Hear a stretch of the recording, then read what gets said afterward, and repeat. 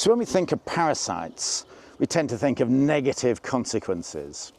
But I'm here to talk about mistletoes and the consequences they have. And I'm here with Dave Watson, who's a global expert on mistletoes. So what are mistletoes, Dave, and how do they work?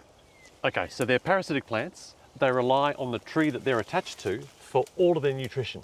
They tap into the plumbing system of the tree and they rely on the tree for all of their nutrition, water and the nutrients dissolved in that. And so they concentrate nutrients in their leaves, widely favoured. A whole lot of herbivores go out of their way to eat mistletoe. Little things, many butterfly specialists, mistletoe specialist butterflies, great apes of the great apes of the world, they all go out of their way to eat mistletoe. So many ecological interactions are centred around these curious plants. So why is it that they concentrate nutrients? So they rely on their host for water, they take water, and they're profligate water users. Their stomata are always open. If you see a mistletoe, it is transpiring day and night.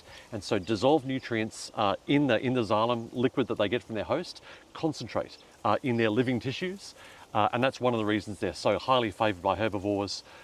Things like a gorilla can go all day to try and find enough phosphorus in its diet. A few mouthfuls of mistletoe and it's got its entire daily needs in a couple of mouthfuls. So it's full of good stuff. So the eucalyptus it'll shut its stomata, its breathing pores, because it wants to conserve water. The mistletoe doesn't care because it can just extract, and because of the fact it's always pumping the water up, it's concentrating the nutrient. That's the story, is it? Exactly. As a parasite, it doesn't care about conservation of nutrients. It didn't work hard to get them. It can always get more. So they bleed a lot of water from their systems and they concentrate a lot of cations in their tissues. Correct. And so when the leaves fall, are they good quality then? So that's the funny thing. Most plants, when they drop their leaves, they take away all the goodies in those leaves, they reabsorb them and reallocate them to growing shoots, flowers, whatever, and then put waste products into the leaf, drop the leaf. Mistletoes, they don't do that. They drop their leaves as is. With all the nutrients in there, you compare a shed leaf and a living leaf, they have the same nutrient profile. So when that little package of goodness hits the ground, we see some pretty profound effects. So underneath this mistletoe, so there's the eucalypt leaves.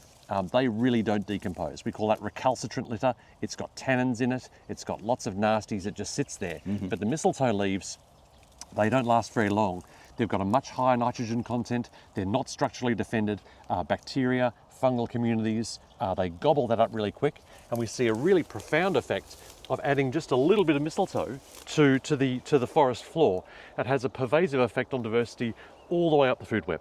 Well, so birds and mammals and things will much prefer all the way. This. So we've done some work on this and found that you add about 15% mistletoe litter to a forest floor, you double the insects in that area. So it's around 2.5 million insects per hectare per year, more if you've got mistletoe in the system as opposed to no mistletoe, and insectivores know about this. They key in on this, they move into these areas, gobble up those insects. So just a subtle change in the canopy and you see a profound change in the entire community. That's astonishing. But also, I guess, the fact they're pumping all this water through would affect the microclimate. It does. So their stomata are open, they're bleeding water, they're transpiring water, they're cool to the touch. You can walk up to a mistletoe on a warm day, it is noticeably cooler than the host leaves, which are experiencing the same sun, the same ambient temperature.